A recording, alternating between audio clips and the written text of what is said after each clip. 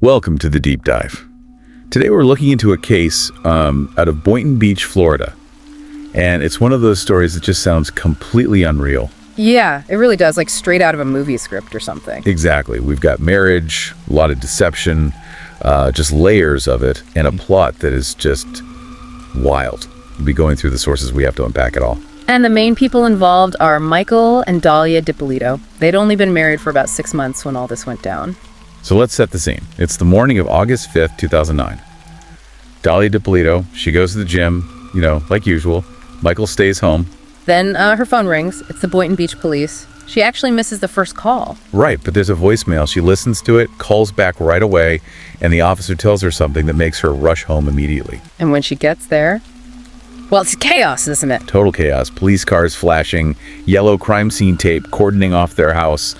All the signs that something terrible has happened. The sources say she looked shocked, was crying, trying to get inside the house. But the police stopped her, obviously. They couldn't let her near the scene yet. They asked her to come down to the station instead, just to give some background on Michael.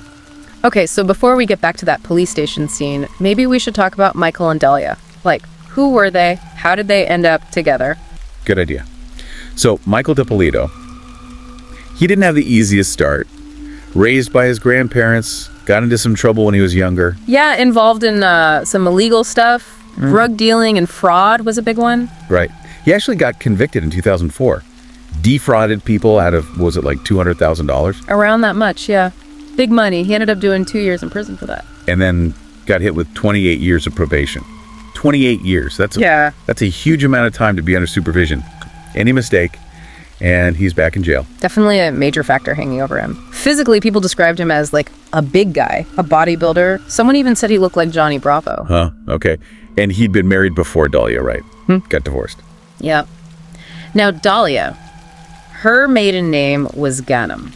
Her family was Egyptian and Peruvian, described as pretty strict, traditional. They moved to Boynton Beach when she was about 13. Personality-wise, the sources paint her as cute, cheerful, seemed charming, talked a lot. And she was really into fitness, the gym. Her work background is interesting, too. She'd been in real estate, then apparently ran some kind of agency finding entertainment girls. Which sounds a bit vague. The sources are pretty blunt, though. They say she also worked as an escort. And apparently she, quote, liked rich men. And that's actually how she and Michael met. He found her profile on a website called Eros Guide, which is, used for finding escorts. So they started seeing each other while he was still married to his first wife. Yeah, an affair. Daria apparently claimed Michael told her he was already getting divorced, so she felt okay about it. And then, literally 5 days after his divorce was final, boom, they get married. Super quick. Really quick. But, to the outside world, to friends and neighbors, they looked happy. Very much in love, doing a couple things, going to Starbucks all the time. Just goes to show, you never really know what's going on behind closed doors. Because leading up to that August morning, some really weird stuff started happening. Yeah, really strange incidents. In hindsight, they look like attempts to get Michael in trouble. Big trouble. Definitely. There were these anonymous calls to the police, over and over again, reporting Michael for having drugs or dealing. The goal seemed pretty clear. Get him busted, violate that massive probation, send him back to prison. But the police searches, they didn't find much, did they? Just some steroid bottles, I think. Right. Nothing serious enough to trigger a major violation. But then there was that one incident at the resort. Oh yeah, tell us about that. Someone apparently planted cocaine near the tire of Michael's car while they were staying at this resort. Wow. So, blatant framing attempt. What did Michael say? He figured it was someone he'd ripped off in that old fraud case, trying to get revenge by sending him back to jail. And the police, well, they seemed to buy it at the time. Didn't charge him. It's just, the irony is thick, isn't it? He dodges these attempts to frame him, and then bam, he's apparently murdered. Exactly. So let's go back to Daria at the police station. She's being interviewed by Officer Paul Sheridan. And she's painting this picture of Michael, mentioning the probation, saying he was drinking a lot, maybe doing some cocaine. She also gives a reason why he wasn't at the gym with her that morning, said he was recovering from liposuction surgery on his hip. Okay. And when the officer asks about enemies, she brings up the fraud case again, mentions a specific name, Pascal, someone potentially angry from that time, basically reiterating that, yeah, people wanted him back behind bars. And it's during this interview that the police tell her. They tell her Michael's dead. Shot twice in the head. In their bedroom. Horrific news. But Dalia's response? She insists their marriage was perfect. 6 months in, never argued, deeply in love. It just doesn't quite match the grim reality she's being presented with. Right. Okay, hold on. Because this is where the story flips completely upside down. There's an ex-boyfriend of Dalia's involved.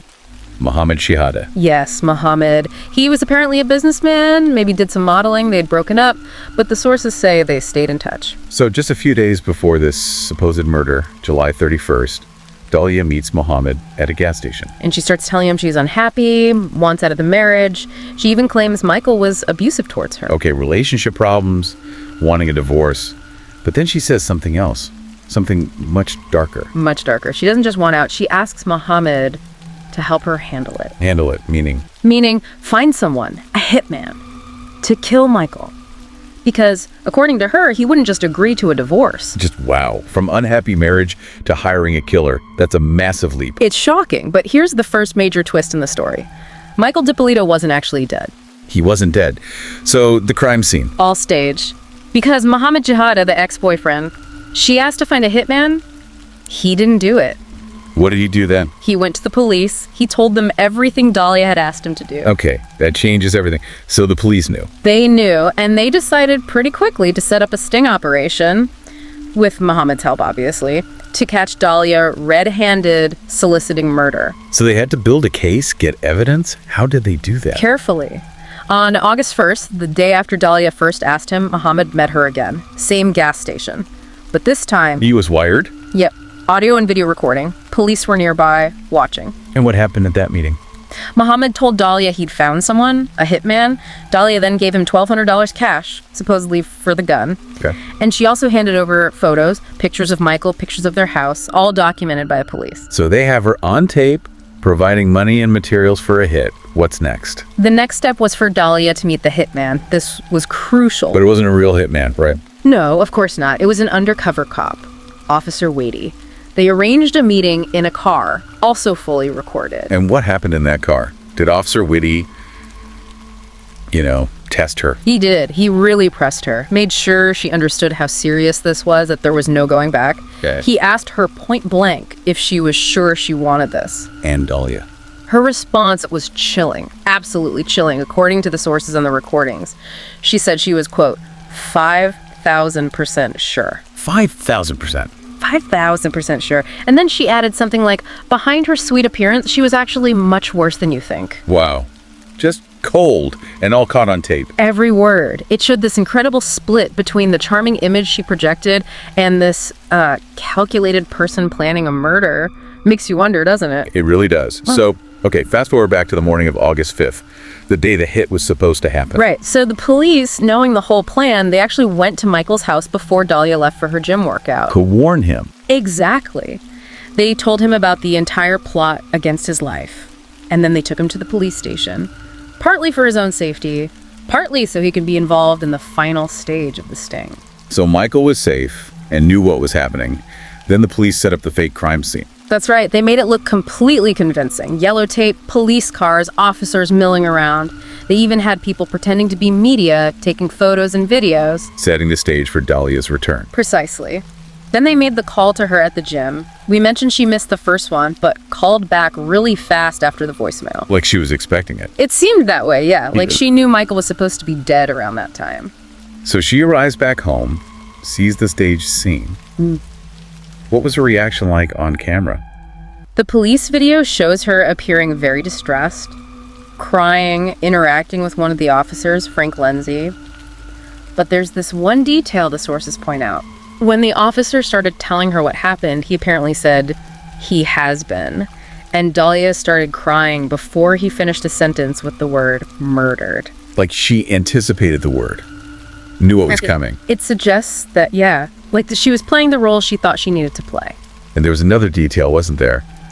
About her valuables. Oh, right. Before she even left for the gym that morning, she apparently took her good jewelry, her watch, things like that with her. Why? The thinking was she figured the hitman might rob the place too after the murder, so she took her stuff to keep it safe. That shows some serious premeditation. Protecting her assets while her husband is supposedly being killed. It's pretty cold, yeah. Okay, so now we're back at the police station again. Dahlia's in the interview room, still acting grief-stricken, confused, asking if she can see Michael. And this is when the police make their move. This is the moment. They bring in Officer Windy, the undercover cop who posed as the hitman. What does Dahlia do? She denies everything, says she's never seen him before, doesn't know who he is. But the police have the tapes. Exactly. So they drop the bomb. They tell her, this man is a police officer. It was a setup. We have you on audio and video recording planning your husband's murder. And they tell her she's under arrest. Yes.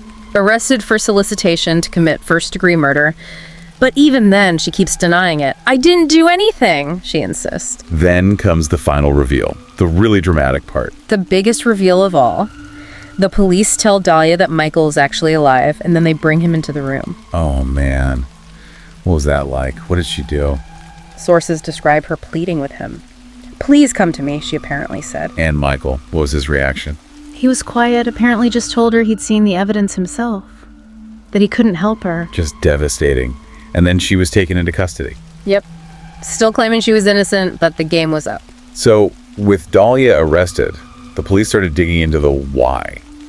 What was the motive here? Michael himself seemed pretty convinced it was about his money, his assets. And did the police find evidence to back that up? Oh, yeah. They uncovered some pretty elaborate financial schemes. It really solidified the money motive. Like what? Well, there was this whole thing where Dahlia apparently told Michael she could get him off that long probation early.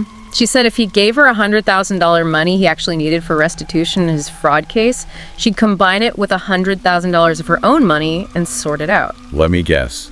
She didn't have $100,000 of her own. Doesn't seem like it. And the police theory was she never intended to help him. She just wanted his $100,000. They even suspected those earlier drug planting incidents might have been her trying to get him sent back to jail so she could just keep the cash. Wow. Okay. What else? There was another ex-boyfriend in the picture. A guy named Mike Stanley. Confusing. I know. Similar name. Mike Stanley. Was she still involved with him? Apparently, yes. Sources suggest she was still seeing him and maybe even planned to move in with him once Michael was out of the picture. And did he know about the plot? It's not clear if he knew about the murder plot, but he apparently gave Dahlia advice on how to get Michael's house. He supposedly told her to convince Michael to sign the house deed over to her. The angle was to tell Michael it would somehow protect the asset or help with his probation situation. That sounds incredibly sketchy. Did Michael fall for it? It seems he did. Dahlia apparently even hired someone to make an anonymous call to Michael, planting that exact suggestion. And Michael, well, he trusted her. He signed the house over to her. Unbelievable. He transfers the house thinking it's for protection, but it's really part of this whole scheme to take everything and get rid of him. The level of manipulation is just staggering. And wasn't there something even darker? Something Mohammed mentioned about poison? Ah, yes. Mohammed Shihadeh, the ex who went to the police. He also told them about an incident he believed was an earlier attempt by Dahlia to poison Michael. Poison him how? With a Starbucks drink, allegedly. He claimed Dahlia gave Michael a drink that tasted off.